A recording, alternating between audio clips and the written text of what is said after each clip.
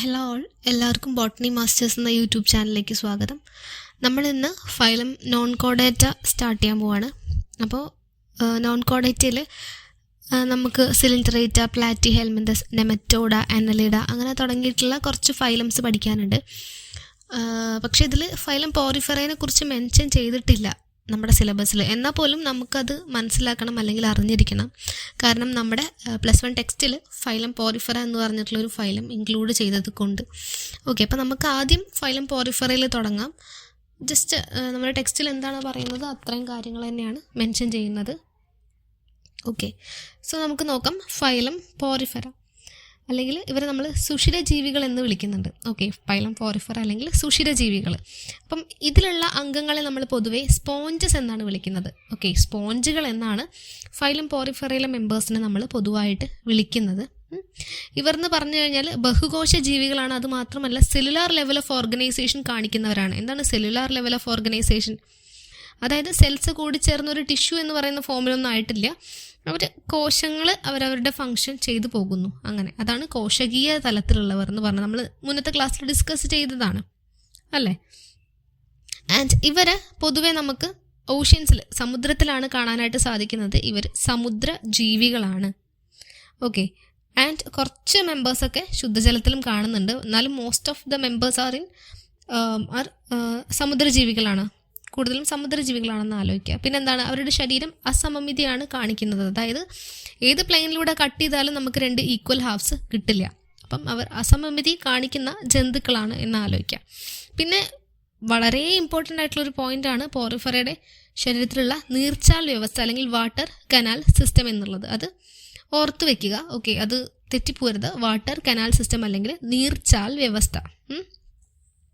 And നമുക്ക് ഇവരുടെ body നോക്കിക്കഴിഞ്ഞാൽ അവരുടെ ശരീരത്തിൽ ഒരുപാട് സൂക്ഷ്മ സുഷിരങ്ങളുണ്ട്. ഓക്കെ, സൂക്ഷ്മ സുഷിരങ്ങൾ അല്ലെങ്കിൽ സൂക്ഷ്മരന്ധ്രങ്ങളുണ്ട്. ഇതിനെയാണ് നമ്മൾ ഒസ്റ്റിയ എന്ന് പറയുന്നത്. അപ്പം സ്പോഞ്ചസിൻ്റെ ശരീരത്തിലുള്ള സൂക്ഷ്മ രന്ധ്രങ്ങൾ അല്ലെങ്കിൽ സൂക്ഷ്മ സുഷിരങ്ങളെയാണ് നമ്മൾ ഒസ്റ്റിയ എന്ന് പറയുന്നത്. ഓക്കെ, ആൻഡ് ഇവരുടെ ഉള്ളിലുള്ള ഉള്ളറയെ നമ്മൾ സ്പോഞ്ചോസീൽ എന്നാണ് പറയുന്നത്. ഓക്കെ, അപ്പോൾ ഒസ്റ്റിയ എന്നുള്ളത് സ്പോഞ്ചസിൻ്റെ ശരീരത്തിലുള്ള സൂക്ഷ്മ രന്ധ്രങ്ങളാണ്. അടുത്തത് സ്പോഞ്ചോസീൽ എന്നുള്ളത് അവരുടെ ശരീരത്തിലുള്ള ഉള്ളറയാണ്. ഇനി ഈ ഉള്ളറയിലേക്ക് ജലം പ്രവേശിക്കുന്നത് ഈ സൂക്ഷ്മരന്ധ്രങ്ങളിലൂടെയാണ്. ഓക്കെ, ഒസ്റ്റിയയിലൂടെയാണ് സ്പോഞ്ചോസീലിലേക്ക് ജലം പ്രവേശിക്കുന്നത്. ഓക്കെ, ക്ലിയർ ആയല്ലോ. ഇനി ഇങ്ങനെ പ്രവേശിച്ച സ്പോഞ്ചോസീലിലേക്ക് പ്രവേശിച്ചിട്ടുള്ള ആ ജലം പുറത്തേക്ക് പോകുന്നത് ഒസ്കുലം വഴിയാണ്. ഓക്കെ, ഒസ്കുലം എന്ന് പറഞ്ഞ ഒരു ഓപ്പണിംഗ് ഉണ്ട് അവർക്ക്. അപ്പോൾ ഒസ്കുലം വഴിയാണ് ഈ ജലം പുറത്തേക്ക് പോകുന്നത്. ഓക്കെ, ക്ലിയർ ആണല്ലോ. അപ്പം എന്തിനാണ് ഈ നീർച്ചാൽ വ്യവസ്ഥ എന്ന് പറയുന്നത്? ഈ നീർച്ചാൽ വ്യവസ്ഥ ശ്വസനത്തിന്, അതായത് വാതക വിനിമയത്തിന്, അതുപോലെ ആഹാര സമ്പാദനത്തിന്, വിസർജനത്തിന്, ഇതിനൊക്കെ സ്പോഞ്ചസിനെ സഹായിക്കുന്നതാണ് അവരുടെ ഈ വാട്ടർ കനാൽ സിസ്റ്റം എന്ന് പറയുന്നത് അല്ലെങ്കിൽ നീർച്ചാൽ വ്യവസ്ഥ എന്ന് പറയുന്നത്. ക്ലിയർ ആയല്ലോ. അപ്പോൾ നമ്മൾ എന്തൊക്കെ പറഞ്ഞു? ഒസ്റ്റിയ, ഒസ്കുലം, സ്പോഞ്ചോ സീല്. ക്ലിയർ ആയി എന്ന് വിചാരിക്കുന്നു. അടുത്തത് നമ്മുടെ ഈ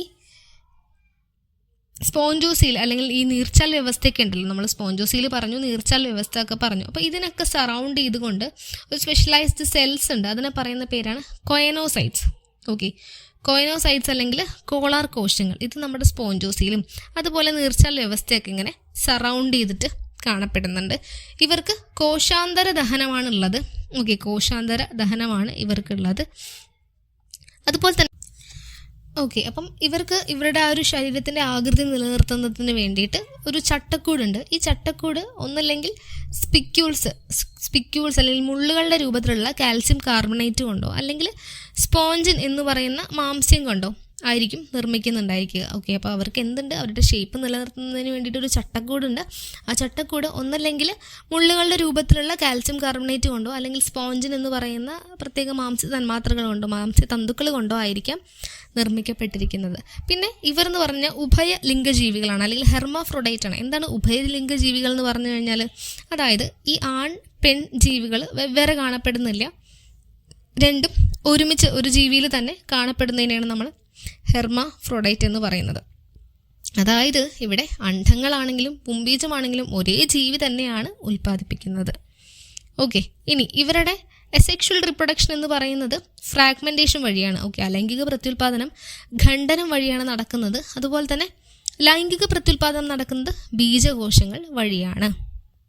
ഇനി ബീജകോശങ്ങൾ ഫോം ചെയ്തു ലൈംഗിക പ്രത്യുൽപാദനം നടത്താൻ വേണ്ടിയിട്ട്.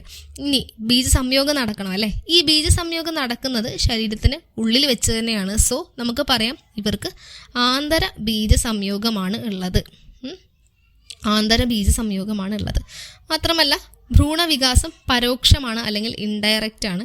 അതായത് മുട്ട വിരിഞ്ഞ് ഉണ്ടാകുന്ന കുഞ്ഞുങ്ങൾ അത് മാതാപിതാക്കളുടെ പോലെ ആയിരിക്കില്ല ഉണ്ടാവുക. അവർക്ക് ലാർവകളുണ്ട്. ഓക്കെ, ലാർവകളുണ്ട് എന്ന് ആലോചിക്കാം. ആൻഡ് ഇതിൽ ഇമ്പോർട്ടൻ്റ് ആയിട്ട് നിങ്ങൾ മനസ്സിലാക്കേണ്ടത് അവരുടെ എന്താണ് എക്സാമ്പിൾസ് ആണ്. സൈക്കൺ, സ്കൈഫ, സ്പോഞ്ചില്ല, അതാണ് ശുദ്ധജല സ്പോഞ്ച്. യു സ്പോഞ്ച് അല്ലെങ്കിൽ ബാത്ത് സ്പോഞ്ച്, ഇതാണ് അവരുടെ എക്സാമ്പിൾസ് വരുന്നത്. എക്സാമ്പിൾസും കൂടി നോക്കി വയ്ക്കുക. നമ്മൾ പറഞ്ഞ ഇത്രയും കാര്യങ്ങൾ ജസ്റ്റ് ഒന്ന് മനസ്സിലാക്കി വയ്ക്കുക. ഇത് സിലബസിൽ ഇല്ലാത്തതായതുകൊണ്ട് അധികം സ്ട്രെസ് ചെയ്ത് പറയുന്നില്ല.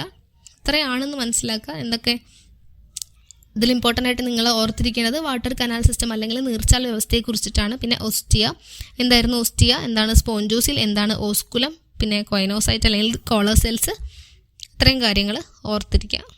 ഓക്കെ, പിന്നെ എക്സാമ്പിൾസും ഓർത്തിരിക്കാം. Okay, thank U.